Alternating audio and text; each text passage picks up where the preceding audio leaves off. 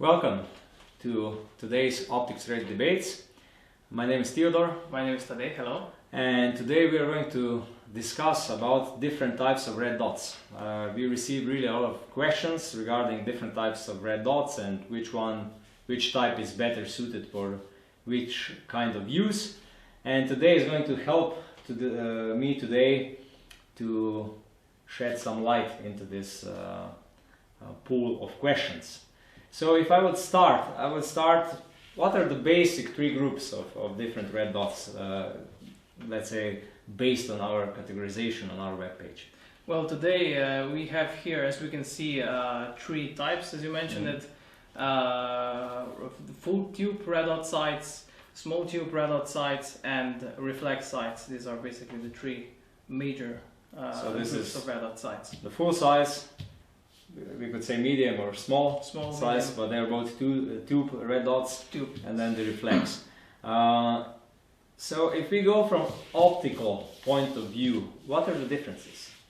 Well, if you wish to have, we can say optically, the best red dot site, we would recommend to go for full tube red dot sites. So for something like that? For something like this. They are optically very perfected. The eye box on those is very good. But as we can see, they also have some perhaps bad points. They're huge. they're quite huge. I look at the same point. It's almost like equally in size to a normal rifle scope. That's correct. That's correct. I do know from our previous debate that we mentioned that it's much easier to look through a big full-size tube red dot than from a small, let's say, micro-size red dot. What about the reflex?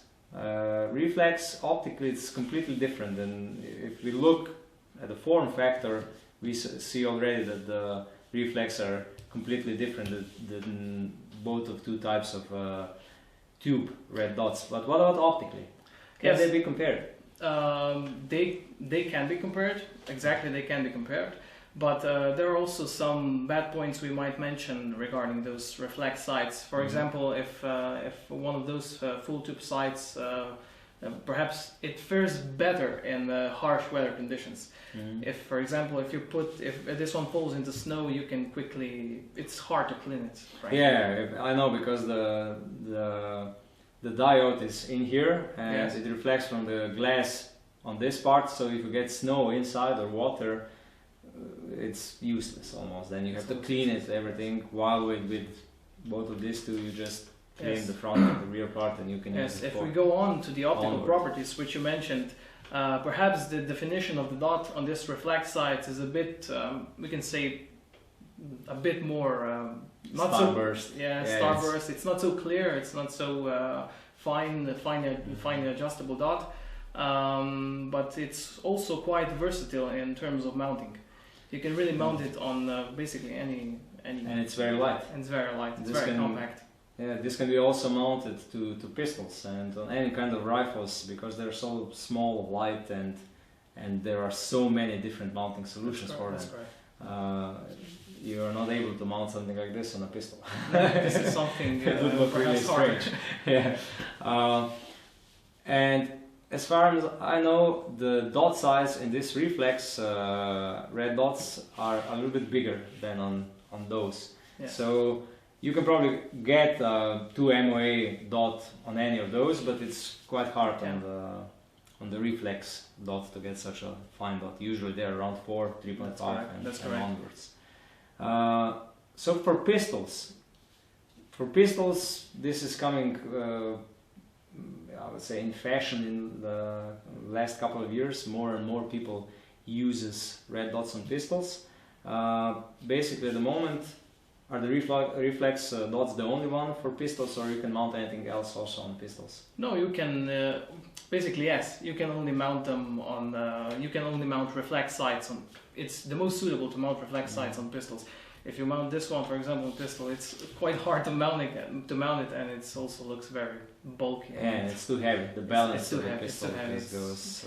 We mostly recommend reflex sights for pistols, almost exclusively. Yeah, I saw a couple of pictures on the internet with this, also with Holosun, but mostly with Aimpoint Micro and pistols, but it doesn't feel right. So it's much better with a doctor or something similar. Are they all meant just for hunting, or can you find hunting or tactical solutions in any of those three groups?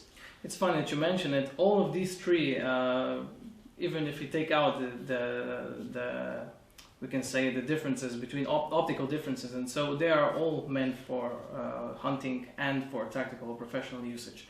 So if you wish to have a small dot and you perhaps want to use it for a more tactical use, you can go for reflex sight.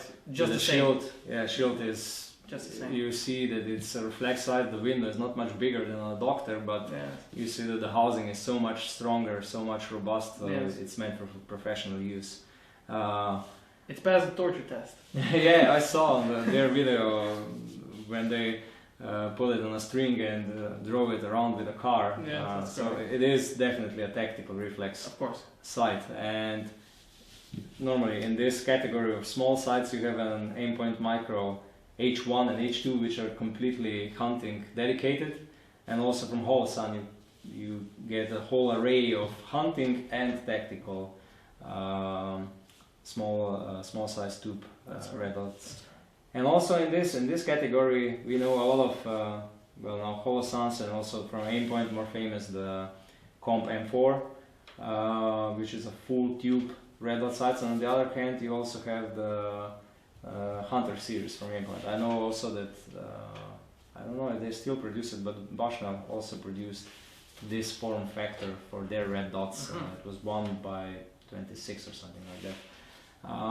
So in each category you can use either tactical or hunting. That's correct. One additional question. What about distances? If you want to shoot with the red dot, let's say on 120 meters, which is the best option? On 120 meters. Or let's say 150, really far, which is hard for a red dot, but let's say if you need to stretch out, which form factor would be the best to choose? I think we could choose perhaps the small size full red dot sights. But it would also work. They would also work, but I think the most suitable perhaps would be the full red dot sights, full size red dot sight. Usually the dot definition in those is a little bit better, so you get a much crisper, smaller dot. What about on a really close range? Let's say that if we are, let's say a common hunting scenario or a tactical scenario, and in let's say IPSC shooting, if you want to shoot on 5 meters or even 3 meters, really close, fast, then which solution is then most recommended? Well, the most recommended will definitely be the reflex sights we have. As we can see, those doctor sights, some of them are exclusively designed for IPSC shooting, which is also very suitable for. Well, I have to say that when we come to the eye box,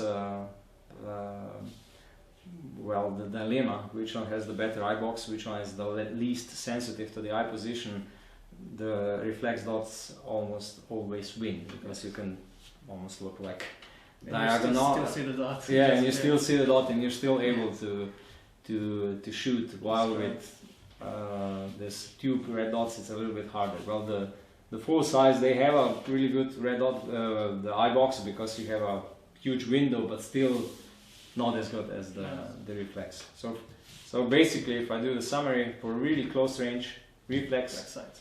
For, I would say, long range in red dots scenarios, full size. And these are somewhere in between. Yes.